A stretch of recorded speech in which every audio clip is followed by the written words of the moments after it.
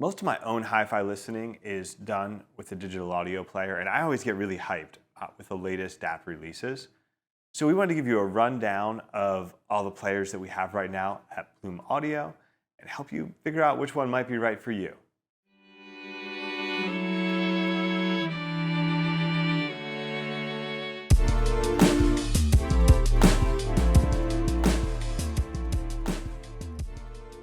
So we've pulled out the latest players from Astell&Kern and iBasso.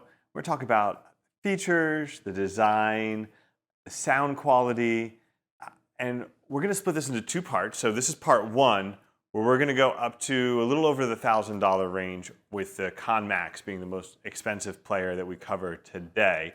And in part two, we'll go up above that, going all the way up to the brand new SP3000. So we have listened to a range of DAPs from, KANN, Theo, Hibby, Luxury, and Precision for our own comparisons. But for this video, we're just going to talk about the players we have here and compare within that group. So today we've got iBasso DX170, Astell&Kern SR25 MKII, iBasso DX240, and Astell&Kern KANN Max. So let's take a closer look.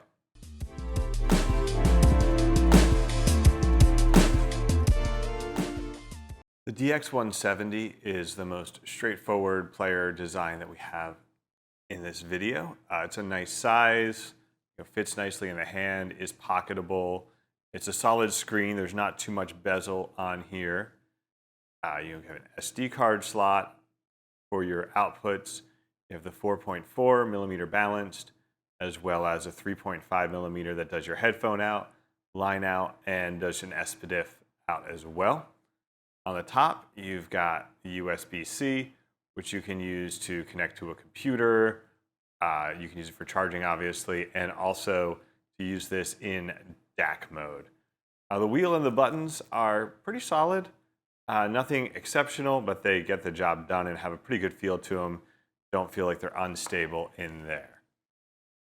Next up, we have the SR25 MKII from Astell&Kern. And this is where you can already start to see a real big difference in design philosophy between iBasso and Astell&Kern. So the screen is a little bit smaller here, and it's on a slant. I don't know if I get a good angle where you can see a lot of this is bezel. So by comparison, the screen is significantly smaller here. But other aspects of the design, it's a unique look to it. This volume wheel is really solid. The buttons are good. Then on this one, we get the standard 3.5 millimeter headphone, 4.4 balanced and 2.5 balanced. And again, similar features, SD card, USB. This does do, a DAC mode, but it doesn't have the 3.5 millimeter SPDIF like the iBasso does. Moving on up, the DX240 is a similar design to the 170. They're about the same size, with just the DX240 having a little bit more girth there, but most of the same ideas. Now, DX240 also has this removable amp card. If you can see, there's screws there. So this pops out, and there are replacements for this. The stock one has a 3.5 millimeter headphone, 3.5 millimeter line out, and a 2.5 millimeter balance. On this, the SPDIF is on the top of the unit, along with the USB, and you get, again, similar function to the DX170. And then we've got the KANN Max. So this is the biggest player, thickest player here, but overall, it's not that much different in size than the DX240. This is probably the most pocketable KANN unit that Astell&Kern has released yet. Again, you just get a more unique design. Everything is metal. I believe this is an aluminum shell. You get the same thing, 2.5, 4.4, 3.5 on top, USB-C and SD card on the bottom, and just a little bit of extra attention to the things like the feel of the volume wheel and the hardware controls on this.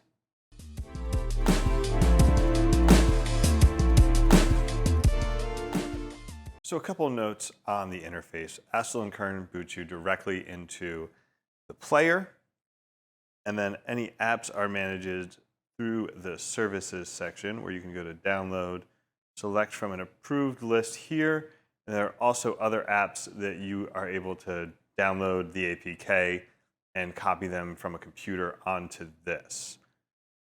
But the main focus is the player itself and the collection.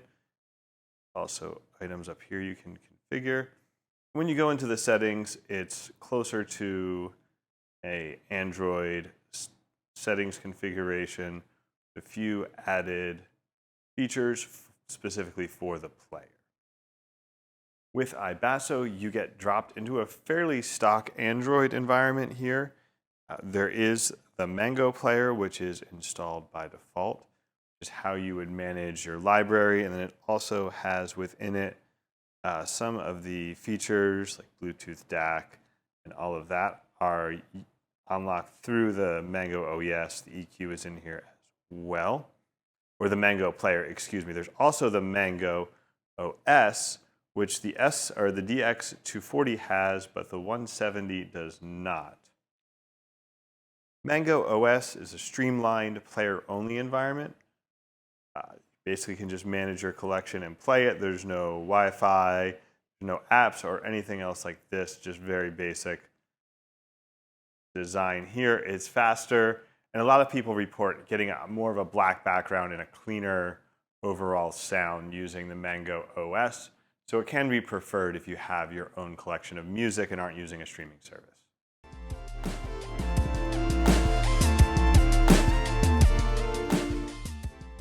The differences in design philosophy between Astell&Kern kind of start with the look of the players, continues to the OS and interface, and kind of finishes off in the sound, where both brands have a sort of house sound that they're best known for.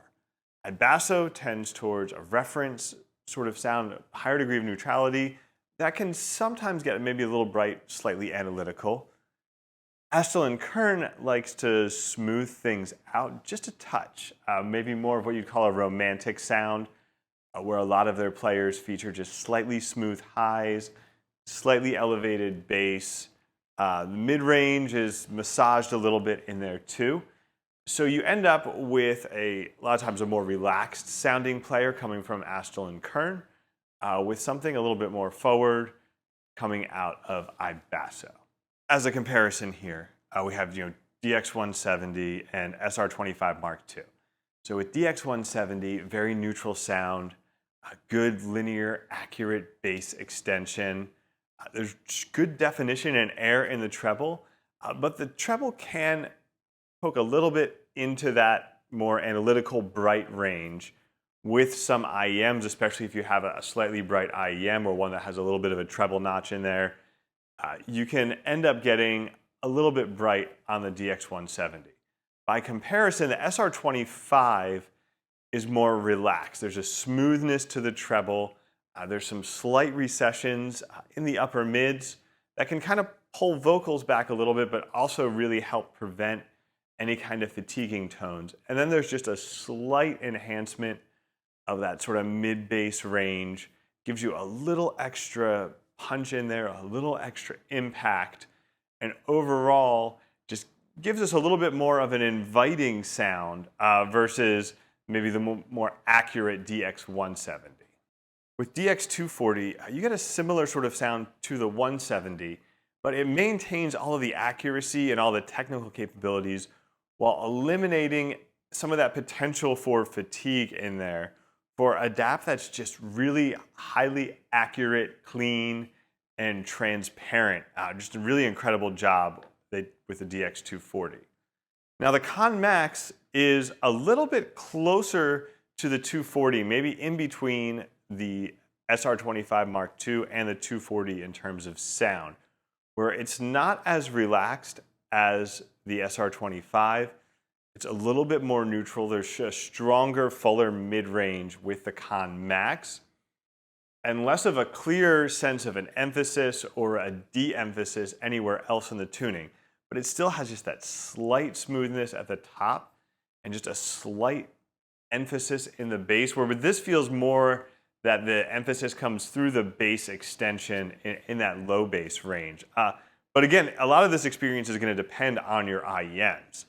If you take maybe a warmer IEM, plug it into a DX170 or 240, the iBasso sound is going to clean that up a little bit, add a little bit more detail into that warmer tuned IEM. Pair that with SR25, and you might feel like you're losing a little bit too much in, again, just the slight tuning on both ends where you don't necessarily have synergy. On the other hand, a more reference-tuned IEM is probably going to fare better here and possibly be more likely to generate fatigue with the iBasso player. So the other consideration is going to be the level of power output. So with SR25, you're basically getting an equivalent output to what you'd get out of a phone. Typically, it's 2 volts or 4 volts balanced. So this is going to be great for IEMs and a handful of very sensitive, a lot of more consumer-oriented headphones, but it's not going to power the big boys with any kind of success there. DX170 is actually slightly by fraction of a volt more powerful than the DX240, and both of these are going to be able to run some of your more moderately sensitive headphones, some of the more sensitive planars, and that sort of thing, like an LCD-X, a Hi-Fi Man Ananda. All of that's going to sound great with the 240 or the 170, which have a bit of extra power there, especially in balanced. Now, over with the KANN Max has more than double the power of either of these in its highest gain mode. And that's going to basically drive just about any headphone out there. It's nearly, but not quite, I wouldn't quite say it's a portable Susvara solution, but it does really well with a really wide range of headphones while still maintaining that sort of low noise floor black background.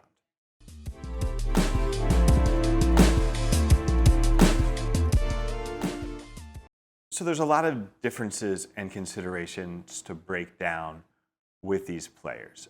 Do you want the more accurate reference style tuning of an iBasso player?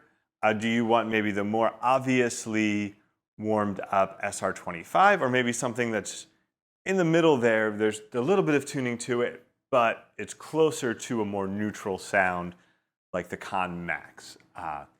Do you need the power to drive some amount of headphones with this? Are you going to be solely IEM based, or would you maybe like to be able to plug in something like an LCD-X or maybe even like a Hi-Fi Man Aria and get decent performance out of that? Or do you want the most power possible to get the best performance out of the widest range of headphones like the KANN Max? And of course, then there's the interface. The open Android, the ability to install just about any app you want and manage the device itself however you like, is a big win for a lot of people with the iBasso. But if you're working primarily from an existing collection of high-res music, or you just want the simplicity, you don't want to have to deal with app stores and ads or anything else that might pop up on the iBasso, Astell&Kern does give you some of the simplicity that goes along with this sort of walled garden approach. So, what's your pick? The powerful KANN Max, the simplicity of the SR25 Mark II, the versatility of one of the iBasso players? Let us know in the comments. Of course, be sure to like and subscribe.